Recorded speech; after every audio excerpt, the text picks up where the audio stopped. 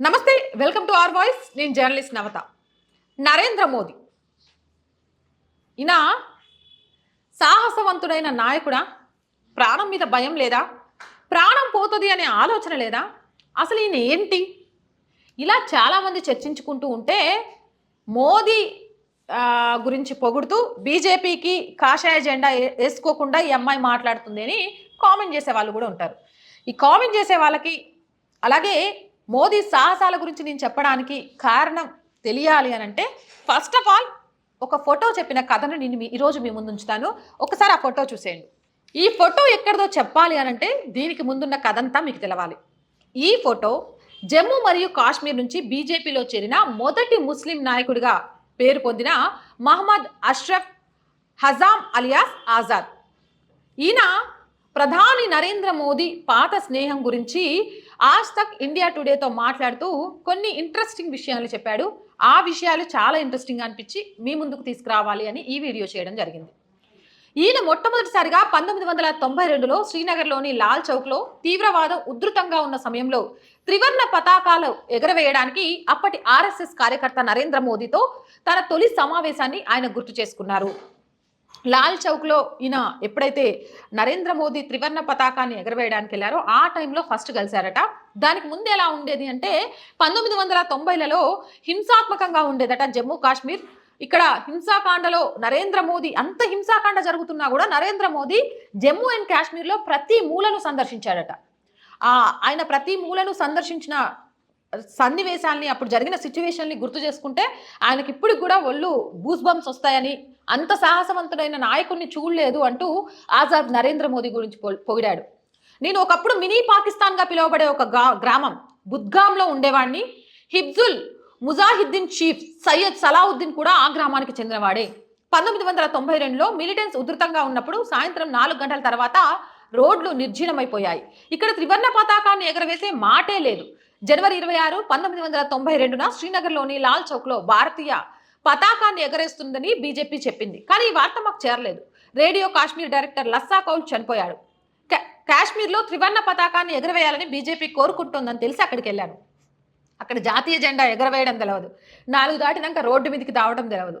ఎక్కడ చూడు హింసాత్మక సంఘటనలు, ఎక్కడ చూడు ఉగ్రవాదం. అలాంటి పరిస్థితుల్లో 1992లో శ్రీనగర్లోని లాల్ చౌక్లో జాతీయ జెండా ఎగరవేస్తున్నారు, త్రివర్ణ పతాకాన్ని ఎగరవేస్తున్నారు అని చెప్పేసరికి ఆశ్చర్యం వేసి దాన్ని చూడాలి అనే ఒక దాంతో అక్కడికి వెళ్ళారట. అయితే శ్రీనగర్లోని లాల్ చౌక్లో జరిగిన త్రివర్ణ పతాకాల ఎగరవేత కార్యక్రమంలో బీజేపీ నేత మురళీ మనోహర్ జోషి అలాగే అప్పుడే ఆర్ఎస్ఎస్ నేతగా ఉన్న నరేంద్ర మోదీ ఈ ఇద్దరిని కూడా తొలిసారి ఆజాద్ కలిశాడని, భారత జెండాకు సెల్యూట్ చేశానని చెప్పాడు. మోదీజీ భారతదేశపు అత్యంత ఎత్తైన సైనికుడని, అతను మరియు మురళీ మనోహర్ జోషి తమ ప్రాణాలను పనంగా పెట్టి ఇక్కడ మహిళలు, పిల్లలు మరియు వృద్ధులతో మమేకమయ్యారని, అప్పుడు నేను దేశం కోసం, పార్టీ కోసం సైనికుడిగా మారాలని నిర్ణయించుకున్నానని, బీజేపీ దేశభక్తి ఉన్న పార్టీ అని ఆయన చెప్పారు. ఆయన ఒక దేశానికి సైనికుడిగా మారడానికి కారణం మోదీ అని. అంత ఉగ్రవాదం ఉండి మినీ పాకిస్తాన్ లాంటి ఏరియా ఉన్నా కూడా అక్కడ పిల్లలతో మాట్లాడడం కానీ, వృద్ధులతో మాట్లాడటం కానీ, ప్రతి గ్రామంలో మమేకమయ్యి తనకి ఏమవుతుందో తెలియదు. ఎందుకంటే రోడ్ల మీద ఎప్పుడూ రక్తపాతం ఉండేది. 4 దాటిన తర్వాత జనాలు తిరగడానికి ఉండేది కాదు. కనీసం మేరా భారత్ మహాన్ అని చెప్పుకునే స్వేచ్ఛ కూడా లేదు. అలాంటి స్వేచ్ఛ లేని ప్లేస్లో ప్రాణాలను పనంగా పెట్టి ఏదైతే అదైంది, బతుకుతే దేశం కోసం, చస్తే వీరమరణం అనుకొని ప్రతి గ్రామంలో మోదీ సందర్శించిన తీరు ఎవరెస్ట్ అంత ఎత్తైన సైనికుడే మోదీ అని ఆజాద్ చెప్పడానికి కారణమైందంటే అతిశయోక్తి లేదు అనిపిస్తోంది. 1990వ దశకంలో బీజేపీలో చేరిన నరేంద్ర మోదీ తనతో చెప్పిన విషయాన్ని గుర్తు చేసుకుంటూ ఒక విషయం చెప్పారట. ఎప్పుడైతే నరేంద్ర మోదీని మొట్టమొదటిసారిగా ఆజాద్ కలిశారో అక్కడ కార్యక్రమంలో ఒక విషయం చెప్పారట. ఆయనతో మాట్లాడుతూ ఏమని అంటే, మన సంకల్పం గట్టిదైతే ఖచ్చితంగా అది నెరవేరుద్ది, దాన్ని ఆపేటోడే ఉండడు. మనం సంకల్పించుకోవడంలోనే తేడా ఉంటుంది. మనం తీసుకునే సంకల్పం గట్టిగా తీసుకోవాలని నాకు ఈ మాట చదివినాక అనిపించింది. ఆయన ఎంత గొప్ప సంకల్పం అప్పుడే తీసుకున్నాడో చూడండి. అందుకే కావచ్చు ఈరోజు స్వేచ్ఛావాయువుని పిలుస్తున్నారు. శ్రీనగర్ కానీ, జమ్మూ కానీ, కాశ్మీర్ కానీ. ఆయన ఏ సంకల్పం తీసుకున్నాడంటే ఆజాద్తో చెప్పాడట, ఆజాద్ సాబ్ దయచేసి ఏదో ఒక రోజు నేను యువకుల సమస్యలను పరిష్కరించగలనని ప్రార్థించండి అని ఆయన నాతో చెప్పారు.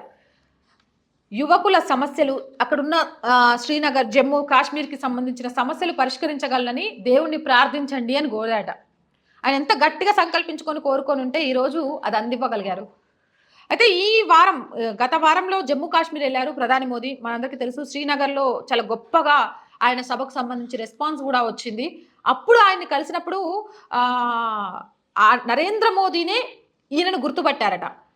ఇక పెద్ద పెద్ద నాయకులు, బ్యూరోక్రాట్లు చాలా మంది అక్కడికొస్తే నేను టెక్నికల్‌గా ఎయిర్‌పోర్ట్‌లో ప్రధాని మోదీని రిసీవ్ చేసుకోవడానికి వెళ్ళినప్పుడు ఆయన భుజాల మీద చెయ్యేసి వెంటనే అతన్ని గుర్తుపెట్టాడట. ఇతను నా పాత స్నేహితుడే అని అక్కడున్న అధికారులందరికీ చెప్పాడట. ఎదిగినా కూడా ఒదిగి ఉండాలి. మనం ఎక్కడి నుంచొచ్చాం? మనతో స్నేహం చేసిన వాళ్ళెవరు?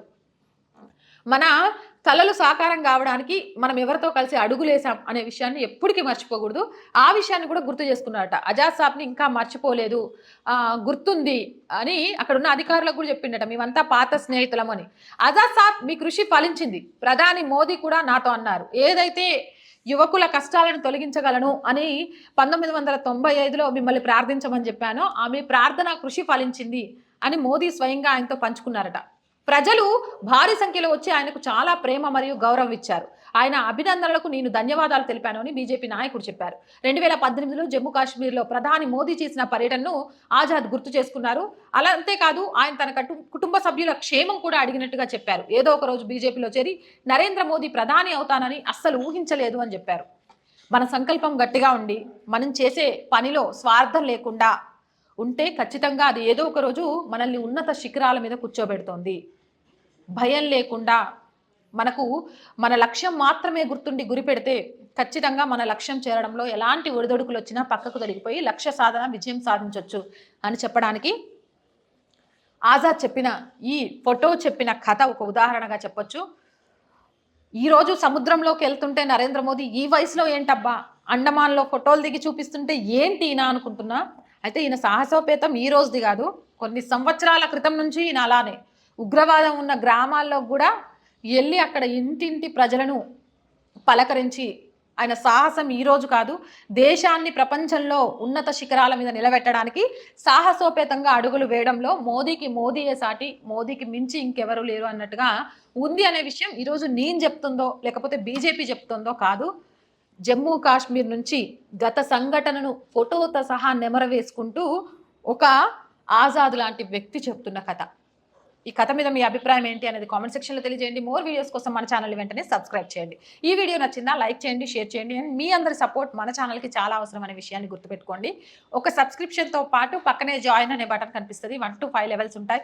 ఏదో ఒక లెవెల్లో మీరు మాకు సపోర్ట్ చేయండి. అండ్ స్క్రీన్ మీద గూగుల్ పే, ఫోన్పేతో పాటు అకౌంట్ డీటెయిల్స్ ఉన్నాయి. మీరు చేసే చిన్న సహాయం కూడా మన ఛానల్ ఇంకా డెవలప్ చేసుకోవడానికి కొంత మనం ఎంప్లాయీస్ రిక్రూట్ చేసుకోవాల్సిన అవసరం ఉంది. కొన్ని టెక్నికల్గా స్క్రీన్‌తో పాటు కొన్ని టెక్నికల్‌వి కొనుక్కోవాల్సిన అవసరం ఉంది సిస్టమ్స్‌తో పాటు. ఇవన్నీ కూడా నా ఒక్కదాంతో అయ్యేది కాదు. బట్ మీ అందరి సహకారం ఉంటే మాత్రం త్వరగానే మనం కూడా మన లక్ష్యం చేరుకోవచ్చు. ప్రపంచమే కాదు దేశంలో ఏం జరుగుతుంది అనే విషయాన్ని ఎప్పటికప్పుడు మీకు అందించాలి అనే ఒక నా ఆశకు, ఆలోచనలకు మీ అందరి చేయూత చాలా చాలా చాలా అవసరం. చేయూత అందిస్తారని, ఆశీర్వదిస్తారని మనస్ఫూర్తిగా కోరుకుంటున్నాను.